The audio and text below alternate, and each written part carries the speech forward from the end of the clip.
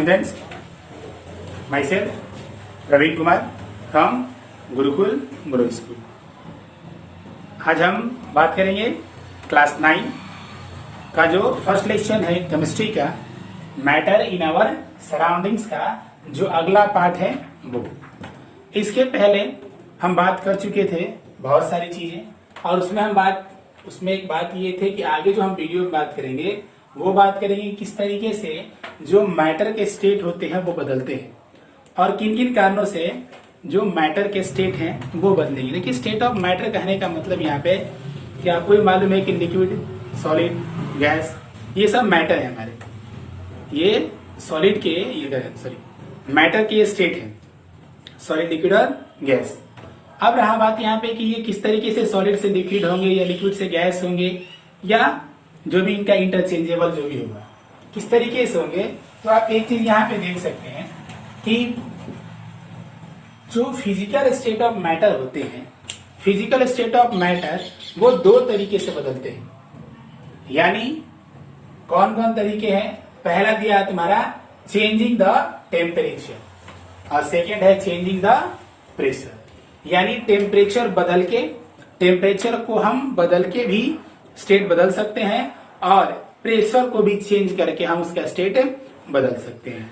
अब हम एक एक करके पढ़ेंगे। सबसे पहले पढ़ेंगे टेम्परेचर के बदलने से किस तरीके का जो है इफेक्ट है उस मैटर पे पड़ता है, तो उसके बारे में हम बात करते हैं। देखिए, टेम्परेचर जब हम चेंज करते हैं, आते हैं अपने टॉपिक्स पे, effect of change of temperature. जब हम टेम्परेचर चेंज करते हैं तो क्या होता है? देखिए, जब हम टेम्परेचर अगर राइज करते हैं, यानी टेम्परेचर में अगर हम राइज करते हैं, अगर टेम्परेचर बढ़ाते हैं तो सॉलिड से liquid and liquid to gas, ये चीजें होती हैं। अगर हम टेम्परेचर को घटा देते हैं, टेम्परेचर को अगर हम घटा देते हैं, अगर उनका डिक्रीमेंट करते हैं, डिक्रीज करते हैं, तो क्या होगा? वो गैस से लिक्विड और लिक्विड से सॉलिड बन सकते हैं। तो ये इंटरचेंजेबल होते हैं। ये टेम्परेचर बढ़ा के भी हम स्टेट बदल सकते हैं और टेम्परेचर को हम घटा के भी स्टेट को बदल सकते हैं। समझ में आया? अब देखिए, टेम्परेचर को बढ़ाते और घटाते, तो सबसे पहले बात कर लेते हैं सॉलिड से लिक्विड में किस तरीके से मैटर जो है वो बदलते हैं। सॉलिड से लिक्विड में मैटर का बदलना, ओके, किस तरीके होता है? जब हम टेम्परेचर में राइज करते हैं, टेम्परेचर जब बढ़ाते हैं, तो जैसे हम टेम्परेचर बढ़ाते हैं तो क्या होता है कि वो सॉलिड से लिक्विड स्टेट में बदल जाते हैं। यानी क्या दिया कि the process in which a solid substance change into a liquid on heating. यानी जब एक सॉलिड सब्सटेंस बदल जाता है किसमें? लिक्विड में बदल जाता है गर्म करने के बाद, तो उस को बोलते हम क्या? उस चीज को बोलते हैं मेल्टिंग, मेल्टिंग और फ्यूजन। ठीक है, यानी कह सकते हैं कि melting is a process in which a solid substance change into a liquid on heating. गर्म करने के बाद वो क्या होगा? सॉलिड से वो लिक्विड में वो चेंज हो जाते हैं। ओके, अब यहाँ पे कुछ मेल्टिंग पॉइंट दिया गया है। Melting point of ice 0 degree Celsius, melting point of wax 63 degree Celsius and melting point of iron is a 1535, यानी 1535 डिग्री सेल्सियस। देखिए, मेल्टिंग पॉइंट क्या होता है? मेल्टिंग पॉइंट होता है जब वो अपना स्टेट बदलते हैं, तो स्टेट बदलने में उसे कितना टेम्परेचर लगा वो उसका होता है मेल्टिंग पॉइंट। यानी किस पॉइंट पे जाके वो मेल्ट होना स्टार्ट करते हैं, किस पॉइंट पे जाके solid convert into a liquid, that point is called a melting point. तो melting point different from the different substances and behind this reason क्या बनता है? वो रीजन बनता है अट्रैक्शन बिटवीन द पार्टिकल्स। आखिर हम देख सकते हैं यहाँ वाटर का, यानी आइस का जो मेल्टिंग पॉइंट है 0 degree Celsius by 63 degree Celsius and iron is a 1535 degree Celsius. So 3 are very different to each other. तो इसके पीछे का रीजन क्या बनता है? इसके पीछे का रीजन बनता है इनके बीच का अट्रैक्शन। यानी आयरन के जो पार्टिकल्स होते हैं वो बहुत ही ज्यादा एक दूसरे के साथ क्लोज होंगे और इनके बीच का जो फोर्स ऑफ अट्रैक्शन होता है वो बहुत ज्यादा होता है। तो जब अगर फोर्स ऑफ अट्रैक्शन होगा बहुत ज्यादा, तो उसे तोड़ने के लिए, उसे ओवरकम लाने के लिए उसे क्या करना पड़ता है, और ज्यादा हीट देना पड़ता है। जैसे हम उसे हीट देते हैं और उस पॉइंट पे वो पहुंचता है, किसी भी वस्तु को अगर हम हीट देते हैं तो उसमें एक एनर्जी आती है जिसे हम काइनेटिक एनर्जी का नाम देते हैं। वो काइनेटिक एनर्जी जब गेन करता है तो वो मूव करने लगते हैं, वो इधर उधर कर सकते हैं कि वो मूव करने लगते हैं, भागने लगते हैं। तो जब उस पॉइंट पे वो ऐसा पहुंचते हैं, तो जैसे उस पॉइंट पे पहुंचते हैं तो वो अपना जो फोर्स है, जो अपना अट्रैक्शन, उसे तोड़ देते हैं। और जैसे ही तोड़ते हैं तो उस समय वो जो स्टेट है वो बदल जाता है। अब बात करते हैं हम सेकेंड में, liquid to gas change. The process in which a liquid substance change into a gas rapidly on heating is called a boiling। यानी जब एक लिक्विड सब्सटेंस, जब लिक्विड एक गैस में अगर बदल जाता है, लिक्विड अगर गैस में बदल जाते हैं, तब हम उसे क्या कहेंगे, उसे प्रोसेस को बोलते हैं बॉइलिंग। सेम कंडीशन है, boiling is also different from the melting and the point, boiling point of A these three are different to each other। देख सकते हैं, boiling point of water is 100 degree Celsius, boiling point of alcohol 78 degree Celsius and boiling point of mercury is 357 degree Celsius. Okay, अब जो बात करते हैं हम यहाँ पे, अब हम बात करते हैं कि देखिए, सबसे पहले हम बात कर लेते हैं क्या, तो हम यहाँ पे देख सकते हैं इस चीज को कि हर का जो बॉइलिंग पॉइंट है वो सबका अलग अलग है। बॉइलिंग पॉइंट सबका अलग अलग होता है, तो इसका कारण भी वही बनता है, जो कारण, जो reason for the solid to liquid and same reason for this liquid to gas, because of the force of attraction between the particles. जितने ज्यादा अगर पार्टिकल्स के बीच अगर फोर्स, अगर अट्रैक्शन का जो फोर्स होगा वो ज्यादा होगा, अगर फोर्स ऑफ अट्रैक्शन अगर ज्यादा होगा, अधिक होगा, तो उनके पॉइंट में अंतर आ जाता है। वो देखिए, boiling point of water 100 degree Celsius, इसका मतलब है कि पानी से अल्कोहल, उनके बीच का जो फोर्स ऑफ अट्रैक्शन है वो कम है, क्योंकि 78 डिग्री सेल्सियस पे आके ये बॉयल होना स्टार्ट कर दे रहे हैं। अब बात करते हैं बॉइलिंग पॉइंट ऑफ मरकरी, तो 357। इसका मतलब है कि इनका जो पार्टिकल्स के बीच का जो अट्रैक्शन है बहुत अधिक होने की वजह से इनका जो बॉइलिंग पॉइंट है वो क्या है, 357 डिग्री सेल्सियस होता है। तो ये सब कारण क्या बनता है, बॉइलिंग पॉइंट अलग होना, मेल्टिंग पॉइंट अलग होना, ये डिपेंड करता है पार्टिकल्स के बीच का अट्रैक्शन। जितना ज्यादा अगर अट्रैक्शन होगा, उसका बॉइलिंग और मेल्टिंग पॉइंट जो है वो अलग अलग होंगे। अब हम बात करते हैं क्या, अब हम बात करेंगे गैस। देखिए, सॉलिड टू लिक्विड हो गया और लिक्विड टू गैस हो गया। अब हम बात करेंगे, थोड़ा पीछे चलेंगे। ओके,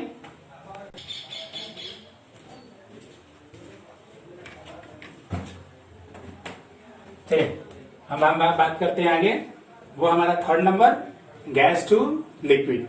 यहां से हम पढ़ रहे हैं, देखिए ऊपर वो पहले वाला ही है, उसको छोड़ दिए, उसका कारण है। देखिए, अब बात करते हैं गैस टू लिक्विड, यानी गैस से लिक्विड में चेंज करना। यानी पहले क्या गए थे, पहले हम गए थे solid to liquid, liquid to gas. अब पीछे आएंगे gas to liquid and liquid to solid. तो ये क्या हो रहा है, पहले हम आगे की तरफ गए, पीछे जा रहे हैं।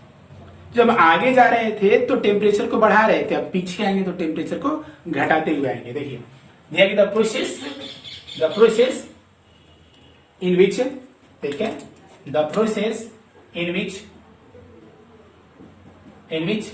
Gas change into liquid on cooling. यानी ठंडा जब करते हैं तो गैस जो है वो किसमें बदल जाता है, लिक्विड बदल जाता है। तो इसे हम कहते हैं कंडेंसेशन, और इसको आप पढ़े होंगे, कंडेंसेशन की वजह से ही जो पानी सरफेस का होता है, अर्थ के सरफेस का जो पानी होता है वो इवापोरेट होकर ऊपर जाता है और कंडेंस करता है, और वहां पे वो क्लाउड्स का जो है वो निर्माण करते हैं। अब बात करते हैं लिक्विड टू सॉलिड। तो लिक्विड टू सॉलिड, यानी अब गैस टू लिक्विड है, अब लिक्विड टू सॉलिड आएंगे।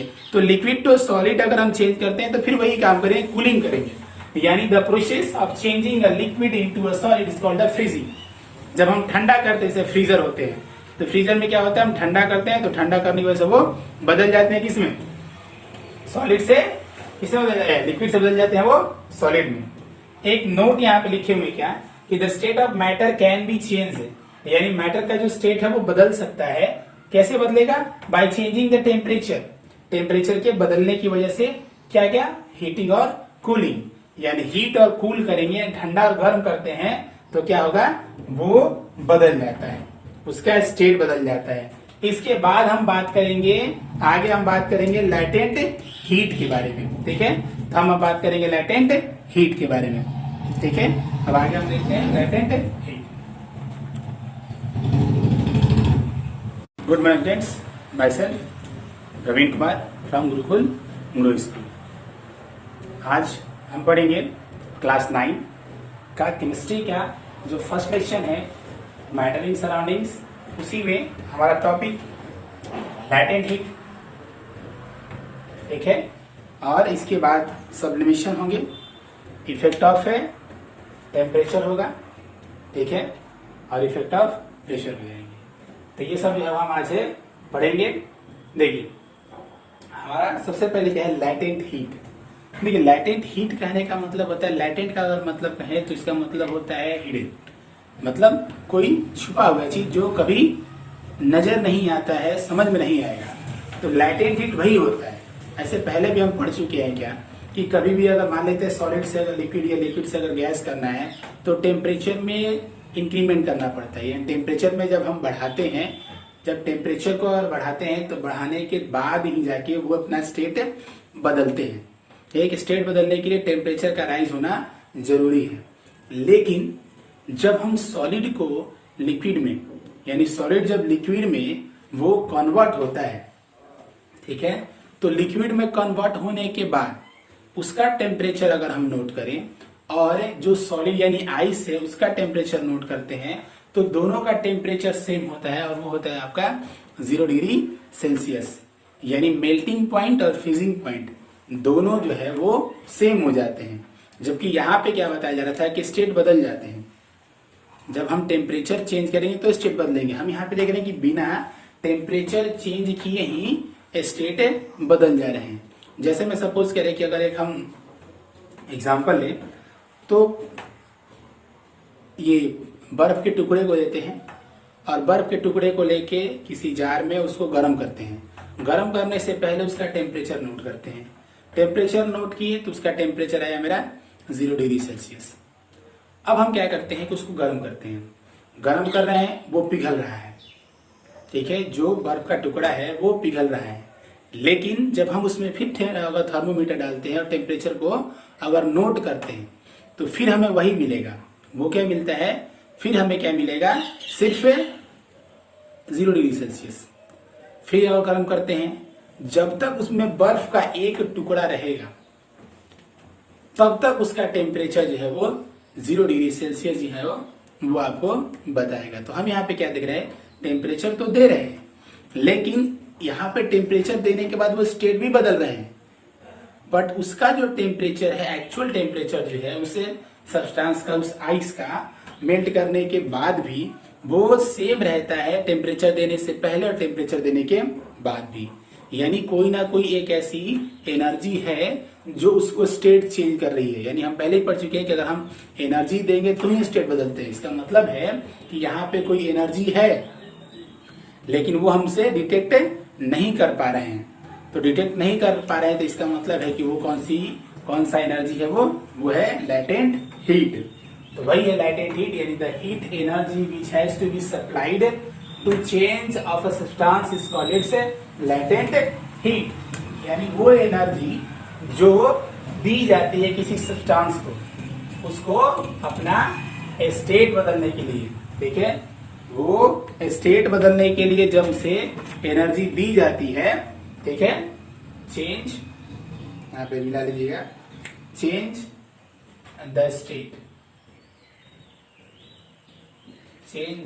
Of a substance is called its latent heat. समझ में आ गया।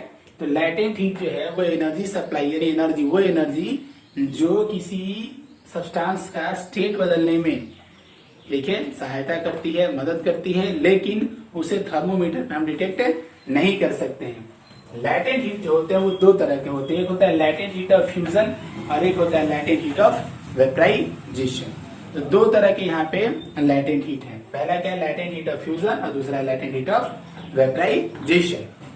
अगर हम बात करते हैं लैटेंट हीट ऑफ फ्यूजन के बारे में, तो लैटेंट हीट ऑफ फ्यूजन क्या यहाँ किया है, सॉलिड टू लिक्विड। यानी लैटेंट हीट ऑफ फ्यूजन में क्या आ जाएंगे, सॉलिड जब लिक्विड में चेंज होते हैं तो वहां पे जो हीट सप्लाई होती है तो वो होता है लैटेंट हीट ऑफ फ्यूजन। ठीक है, अब देखिए यहाँ पे इसमें कहते हैं कि the latent heat of fusion of a solid is the quantity of heat in joule required to convert 1 kg of the solid to liquid without a change any change of temperature।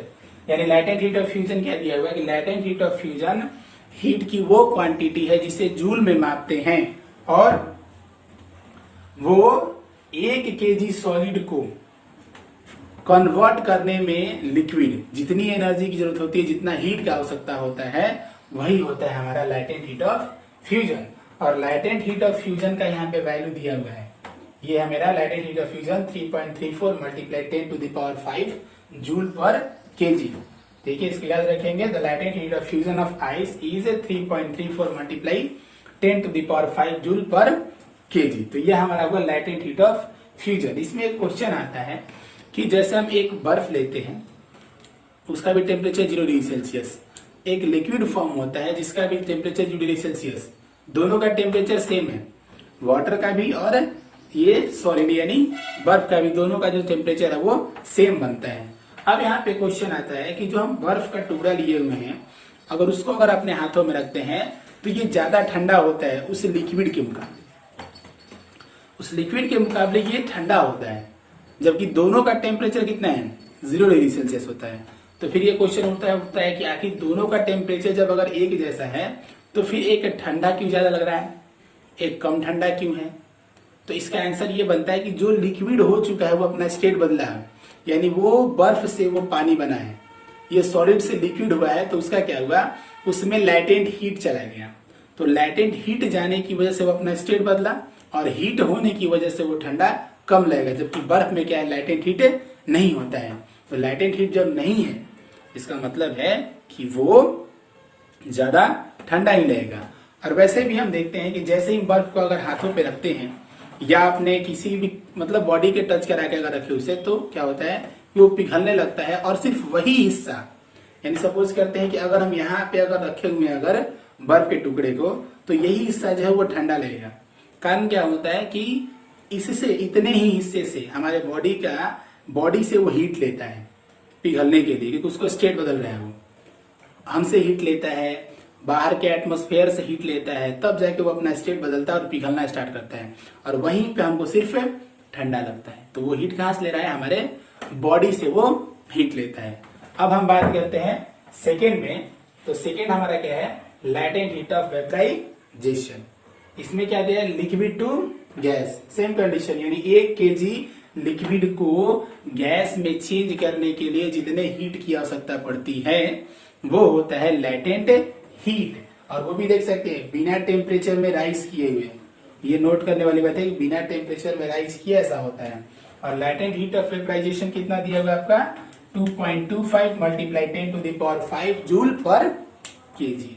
कितना दिया है 2.25 multiply 10 to the power 5 joule per KG. तो ये क्या है मेरा, ये है लैटेंट हीट ऑफ वेपराइजेशन। इसमें भी एक क्वेश्चन बनता है, गर्म पानी लेते हैं जिसका टेम्परेचर 100 डिग्री सेल्सियस है और एक वेपर जिसका टेम्परेचर कितना है 100 डिग्री सेल्सियस है, लेकिन ज्यादा अगर बर्न कहें या जलाने का काम जो है वो भाप करता है यानी वेपर करता है, जबकि वो भी दोनों के दोनों क्या है, दोनों के दोनों 100 डिग्री सेल्सियस पर ही है, लेकिन फिर ज्यादा हमको प्रॉब्लम होता है वेपर से, यानी अगर हाथ पे अगर वेपर आ जाए तो वो ज्यादा जला देगा। कारण क्या बनता है कि उससे वेपर में लैटेंट हीट मौजूद है, तो लैटेंट हीट होने की वजह से वो क्या करेगा, ज्यादा उसमें, अब तो हीट ज्यादा हो गया ना वहां पे, यहाँ पे दोनों 100 डिग्री सेल्सियस है लेकिन उसमें लैटेंट हीट ऐड हो गया। लैटेंट हीट ऐड होने की वजह से वो प्रॉब्लम ज्यादा क्रिएट करता है, यानी वो हमारे हाथों को जला देता है। ठीक है, तो ये रहे आपके लैटेंट हीट। लैटेंट हीट क्या है, कितने तरह के हैं, उनका रेट क्या होता है, तो ये दोनों हम बात कर लिए। ठीक है, अब हम अगला पॉइंट जो है वो हम पॉइंट होगा हमारा सब्लिमेशन। ठीक है, अब जरा ध्यान देंगे सब्लिमेशन की तरफ। आगे बात करते हैं जो हमारा अगला जो पॉइंट है वो है सब्लिमेशन। सब्लिमेशन का मतलब होता है, अगर इसका देखा जाए तो सब्लिमेशन में स्टेट तो चेंज होते हैं, स्टेट चेंज होंगे, बट कंडीशन क्या बनता है कि substance which directly goes into a solid to a gases without reaching its middle state.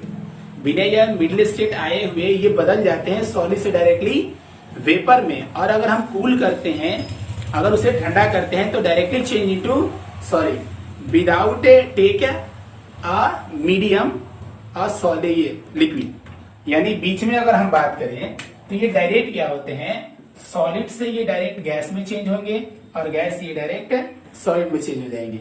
तो ये सब्लिमेशन है। बीच का जो स्टेट होता है हमारा सॉलिड लिक्विड गैस में, जो लिक्विड स्टेट होता है वो ये कवर नहीं कर पाता है, तो इसी को बोलते हैं हम सब्लिमेशन। तो यहाँ पे देख सकते हैं लिखे हुए कि the changing of a solid directly into a vapour और vapour directly into a solid, that is called a sublimation.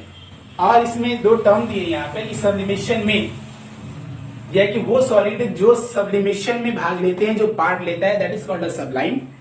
And अगर कोई सॉलिड कूल करने के बाद, मतलब अगर हम वेपर को कूल करें और ठंडा करने के बाद अगर जो हमें सॉलिड मिलता है तो उसे बोलते हैं सब्लिमेट।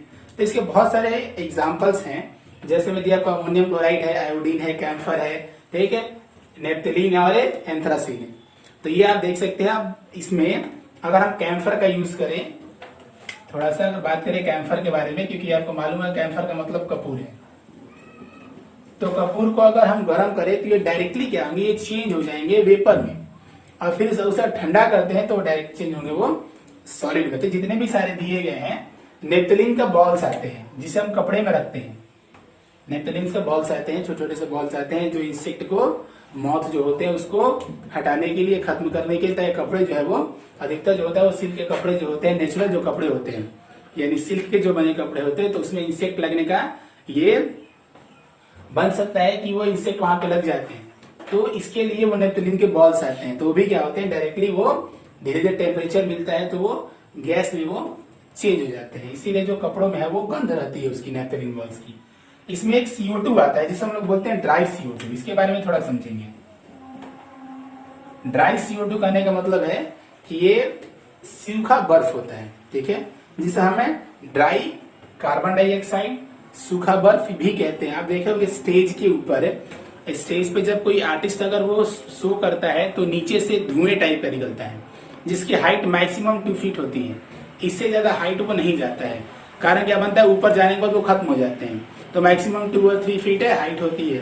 नीचे क्या होता है, स्टेज के नीचे ड्राई जो सॉलिड है कार्बन डाइऑक्साइड उसको रखा जाता है, ठीक है, सॉलिड जो कार्बन डाइऑक्साइड उसको रखा जाता है और नीचे से टेम्परेचर दिया जाता है। जैसे ही टेम्परेचर देते हैं तो वो सॉलिड जो डायरेक्ट वेपर में बदल जाता है और वहीं हमको धुआं जो है वो स्टेज पे दिखाई देता है। एक्चुअली में वो धुआं नहीं होता है, वो स्मोक नहीं होता है, वो ड्राई आइस होता है, जो सब्लिमेशन के थ्रू वो डायरेक्ट क्या होता है, सॉलिड से वो गैस में चेंज हो जाते हैं, ठीक है। इसके बाद हम बात करेंगे किसमें, इसके बाद बात करेंगे हम effect of change of a pressure. यानी हम टेम्परेचर के बारे में पढ़ चुके हैं। अब देखते हैं कि प्रेशर अगर करते हैं तो प्रेशर से क्या प्रभाव पड़ता है ये हमारे सब्सटेंस में। चलिए अब आगे वाले पॉइंट पे बात करते हैं हम। हमारा अगला पॉइंट क्या है, effect of change of pressure. दोनों इसके पहले हम देखे थे कि टेम्परेचर से सब्सटेंस के ऊपर, उसके स्टेट के ऊपर क्या इफेक्ट पड़ने वाले हैं। उसी तरीके से हम बात करते हैं effect of change of pressure के बारे में, ठीक है। देखिए ये पॉइंट जो है ये बहुत छोटा पॉइंट है, इसलिए इसको हम कुछ लिखे नहीं इसके बारे में, इसको ऐसे ही हम आपको बताते हैं। देखिए प्रेशर से किस तरीके से स्टेट पे इफेक्ट पड़ते हैं, तो आप इसका एक सिंपली एग्जांपल ले सकते हैं कि जिस तरीके से गैस जो है, जो गैस सिलेंडर में भरा जाता है वो उसका फुल फॉर्म क्या होता है, उसका फुल फॉर्म होता है LPG में लिक्विफाइड पेट्रोलियम गैस, जबकि वो होता है एक्चुअली में गैस को प्रेशराइज करके, यानी गैस को प्रेशर बना के उसे और अंदर और अंदर और अंदर, मतलब जो है वो प्रेशर बना के जब उसे हम बहुत ज्यादा प्रेशर देते हैं तो प्रेशर देने की वजह से उसके जो पार्टिकल्स होते हैं वो नजदीक आ जाते हैं, और जैसे ही पार्टिकल उसके नजदीक आ जाते हैं तो वो अपना स्टेट बदल देता है और गैस से वो लिक्विड फॉर्म में जाता है। इसलिए कभी कभी गैस को अगर हिलाए, अगर आप सिलेंडर जो एलपीजी सिलेंडर है उसको अगर हिलाते हैं तो उसमें एक पानी जैसा आवाज आता है, तो वो क्या होता है, वो लिक्विड होता है। जो गैस को प्रेशराइज करके वो लिक्विड फॉर्म में किया जाता है। तो अगर हम प्रेशर बढ़ाते हैं तो क्या होगा, स्टेट बदलेंगे, और प्रेशर घटाएंगे तो भी स्टेट बदलेगा। क्योंकि अगर हम जैसे ही नॉब खोलते हैं तो प्रेशर क्या होता है, रिलीज करता है। तो जैसे ही प्रेशर रिलीज करता है तो वो लिक्विड जो है वो गैस में वो चेंज आते हैं। तो ये है हमारा effect of change of pressure. आगे बात करते हैं, हमारा जो अगला पॉइंट है इवापोरेशन क्या होता है। देखिए इवापोरेशन और वेपराइजेशन में क्या अंतर होते हैं। वेपराइजेशन क्या होता है कि जब हम चीजों को गर्म करते हैं तो 100 डिग्री सेल्सियस के बाद जाके वो चेंज होते हैं, स्टेट बदलते हैं, वो अपना स्टेट बदलते हैं। जब वो उससे टेम्परेचर पे पहुंचते हैं, यानी वो अपने जब वो बॉइलिंग पॉइंट पे या वेपराइजेशन पॉइंट पे रीच करते हैं, तब जाके convert into a next state. But without reaching its temperature और a boiling point, it change its state liquid to a vapor. That's called the evaporation. And the process of liquid changing into vapor even below its boiling point.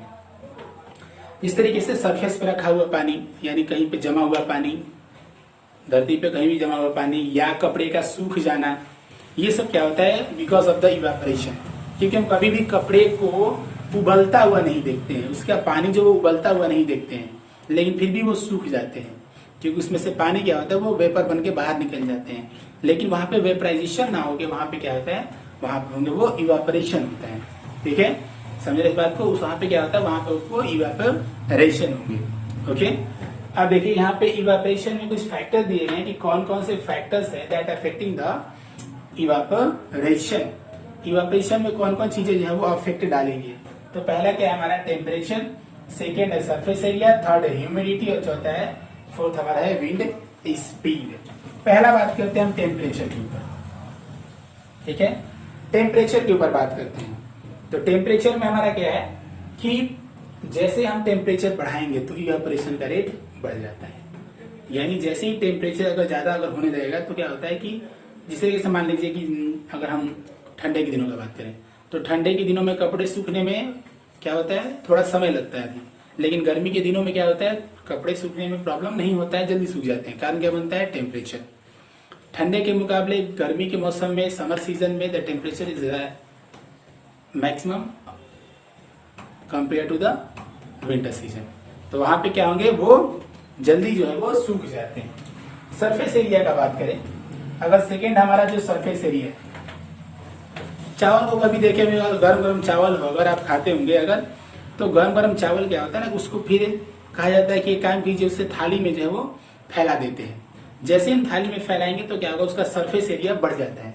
तो surface area बढ़ने की वजह से वो जल्दी क्या होंगे, वो ठंडे हो जाते हैं, यानी उसका जो इवापोरेशन का रेट है वो बढ़ जाता है। ठीक है, थर्ड हमारा है क्या, ह्यूमिडिटी। ह्यूमिडिटी क्या होता है, तो ह्यूमिडिटी होता है the water vapour present in the atmosphere is called humidity. तो ह्यूमिडिटी में क्या है, जैसे मान लेते हैं कि किसी रूम का अगर ह्यूमिडिटी अगर ज्यादा हो तो वाटर वेपर का संख्या अगर उस रूम में अगर अधिक होगा तो वहां पे इवापोरेशन का रेट घट जाएगा। क्योंकि जो इवापोरेशन होके बाहर निकलता है, जो ड्रॉपलेट्स जो उससे बाहर निकलते हैं, तो जो ड्रॉपलेट्स बाहर निकलेंगे वो कहाँ जाएंगे, वो ऐसी एटमोस्फेयर में उसी रूम में रहेंगे। जबकि रूम में पहले से वाटर वेपर मौजूद है तो इसके लिए जगह नहीं मिल पाता है। तो जब ये जगह नहीं अपना एक्वायर कर पाएंगे तो उस समय ह्यूमिडिटी का रेट जो है वो क्या हो जाता है, वो घट, ये इवापोरेशन का जो रेट है वो घट जाता है। यानी ह्यूमिडिटी जो है वो और इवापोरेशन ये दोनों इनवर्सली हैं। यानी अगर ह्यूमिडिटी अगर अधिक होगा तो इवापोरेशन का रेट कम हो जाएगा। अगर ह्यूमिडिटी अगर कम होता है, ह्यूमिडिटी कम होने की वजह से इवापोरेशन का रेट बढ़ जाता है। क्योंकि वाटर ड्रॉपलेट्स का संख्या अगर उस रूम में अगर कम होगा तो इवापोरेशन का रेट ऑटोमेटिकली जो है वो बढ़ जाता है। अब अगर हम बात करें नेक्स्ट पॉइंट की तरफ, तो नेक्स्ट पॉइंट है हमारा, यह है विंड स्पीड है। तो विंड स्पीड में अगर हम बात करें तो जितना तेज अगर हवा अगर हम उस पे अगर उस सब्सटेंस पे करते हैं या जो हवा का स्पीड है जितना ज्यादा अगर बढ़ाते हैं तो इवेपोरेशन का जो रेट है वो बढ़ जाएगा। तब हम यहाँ पे बात कर सकते हैं जो इसका विंड स्पीड है यानी जो हवा है is directly proportional to the evaporation rate. ठीक है, तो इवेपोरेशन रेट ये इन चारों के ऊपर डिपेंड करता है, temperature, surface area, humidity and speed के ऊपर बात करते हैं। ठीक है, अब यहाँ पे कुछ और भी पॉइंट्स हैं, उसको पहले हम देख लेते हैं, तब आपका चैप्टर जो है वो फर्स्ट चैप्टर जो है वो खत्म हो जाएगा। ठीक है, फर्स्ट चैप्टर जो है वो खत्म। देखिए अब कुछ यहाँ पे टॉपिक्स हैं, लिखे नहीं यहाँ पे टॉपिक्स, आप इतना ही समझ लीजिए। देखिए और समझाने के लिए बस बात कर रहे हैं। इवेपोरेशन के कुछ है यहाँ पे कूलिंग कॉज दिए गए इवेपोरेशन के। जैसे में अगर हम पहला में अगर बात करते हैं, ठीक है, अगर हम पहले में अगर बात करते हैं, फर्स्ट में अगर बात करें तो जैसे हम दौड़ते हैं या हमें गर्मी लगती है, तो दौड़ने के बाद या कुछ काम करने के बाद हमें गर्मी लगती है और पंखे के नीचे आते हैं तो हमें क्या होता है, हमें ठंडे का एहसास होता है, फील होता है, कूल फील होता है। कारण क्या बनता है कि जो भी पसीना हमारे शरीर से बाहर निकलता है और पंखे की वजह से वो सूखते हैं। हम बता दिए थे इवेपोरेशन में आपको रेट के बारे में, तो यहाँ पे क्या है, इवेपोरेशन बहुत तेजी से होंगे क्योंकि उसका हवा का जो स्पीड है बहुत तेजी होगा, जिसकी वजह से क्या होगा कि हमारे शरीर से जो पसीना बाहर निकलता है हवा का कारण सूख जाता है। तो जहां पे वो सूख गया एरिया यानी वहां पे क्या, वहां से वो पानी जो वो इवेपोरेट करके बाहर निकल गया, यानी टेम्परेचर जो है वो वहां से बाहर निकल गया, टेम्परेचर वहां का क्या हो गया, कम हो गया। तो जैसे ही टेम्परेचर कम हो गया तो वहां पे हमें क्या होगा, कूल फील होता है। उसी तरीके से गाँव में जो पीचर होते हैं, जो घड़े होते हैं, उसमें पानी जो रखा जाता है वो ठंडा हो जाता है। उसका कारण बनता है कि उसमें छोटे छोटे से बहुत होल होते हैं, छेद होते हैं, जिसकी मदद से वो पानी जो होता है वो सीप करता है और बाहर अंदर का जो टेम्परेचर है वो बाहर की तरफ रिलीज कर देता है। तो बहुत सारे ऐसे हैं। ठीक है, एक आपको देता है आपको कि किस तरीके से जो बर्फ है, ठीक है, यानी जो बाहर का जो एटमॉस्फेयर है उसमें हमको देखना है कि वेपर है या नहीं है बाहर के एटमॉस्फेयर में।